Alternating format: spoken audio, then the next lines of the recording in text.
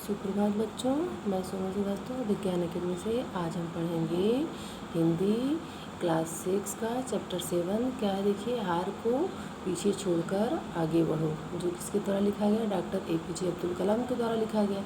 देखिए इसमें क्या है, तमिलनाडु के रामेश्वरम जैसे छोटे से शहर के गरीब परिवार में जब जन्म लेकर राष्ट्रपति पद पर पहुँचे, तब APJ अब्दुल कलाम ने अपने जीवन में सफलता और असफलता के कई पड़ाव देखे हैं।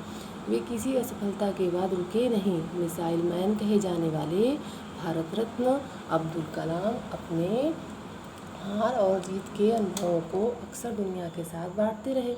उनके ऐसे ही एक संवाद का अंश यहाँ दिया गया। देखिए वो अंश क्या है। एक वैज्ञानिक के रूप में भारतीय अंतरिक्ष अनुसंधान केंद्र इसरो में मेरा लंबा कार्यकाल रहा। कौन ये लिख रहा है? APJ अब्दुल कलाम लिख रहे हैं। क्या लिख रहे हैं देखिए, इसके बाद मुझे राष्ट्रपति पद की जिम्मेदारी संभालने का मौका मिला। इसरो में काम करने के दौरान सफलता और असफलता को लेकर मैंने बहुत कुछ सीखा। मेरा मानना है कि एक अच्छा लीडर बनने के लिए सफलता को सहज रूप से स्वीकार करना बहुत आवश्यक है। जो हार को स्वीकार करके आगे बढ़ता है, उसे ही बाद में जीत का सुख मिलता है। हारने पर घबराने के बजाय आगे बढ़ना चाहिए। यह मैंने लंबे अनुभव से सीखा।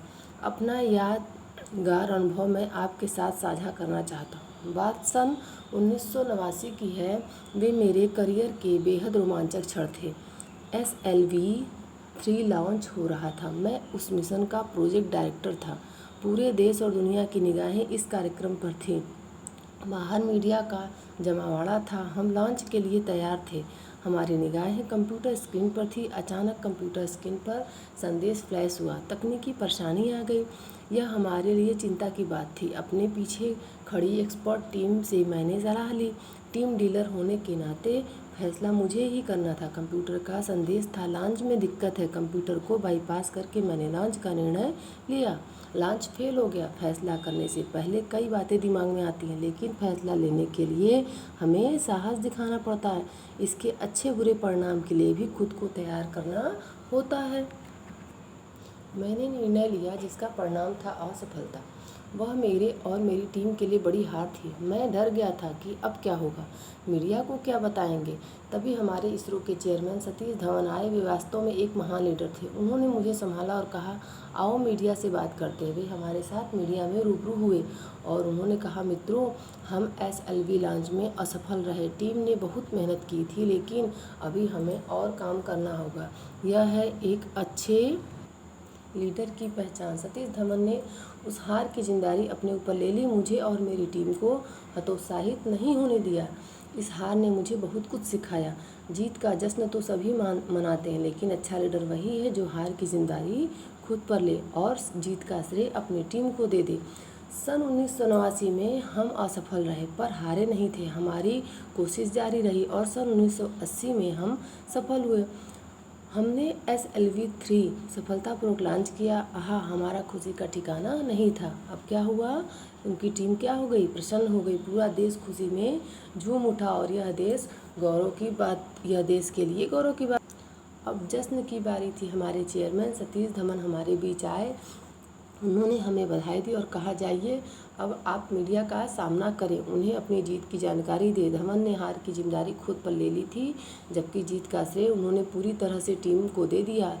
आप सबको इससे सबक लेना चाहिए। एक अच्छे नेता के लिए विज़न जरूरी है। विज़न अर्थात दूर की सोच।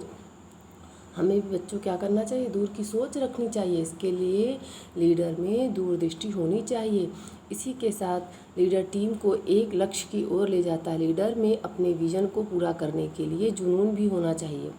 अपने सपने को पूरा करने के लिए लीडर के जुनून के साथ काम में जुट जाना चाहिए। इससे ही सफलता मिलती है। जब आप कुछ बड़ा काम करेंगे तो परेशानी तो आएगी, समस्याएं तो आती रहती हैं। इससे घबराना नहीं चाहिए। समस्याओं से जूझना सीखें। आप समस्याओं के कैप्टन बने। समस्याओं को अपना कैप्टन कभी नहीं बनने देना चाहिए। इनके सामने हार न माने। समस्याओं पर विजय प्राप्त करें और आगे बढ़ें, तभी सफलता मिलेगी। आपको इस तरह ही करना होगा। आपके अंदर कुछ अलग करने की हिम्मत होनी चाहिए। अच्छा लीडर दूसरों से अलग सोचने का साहस दिखाता है। जब कुछ नया कुछ अलग सोचते हैं तभी आप कुछ अलग कर पाते हैं, समाज को नया रास्ता दिखा पाते हैं।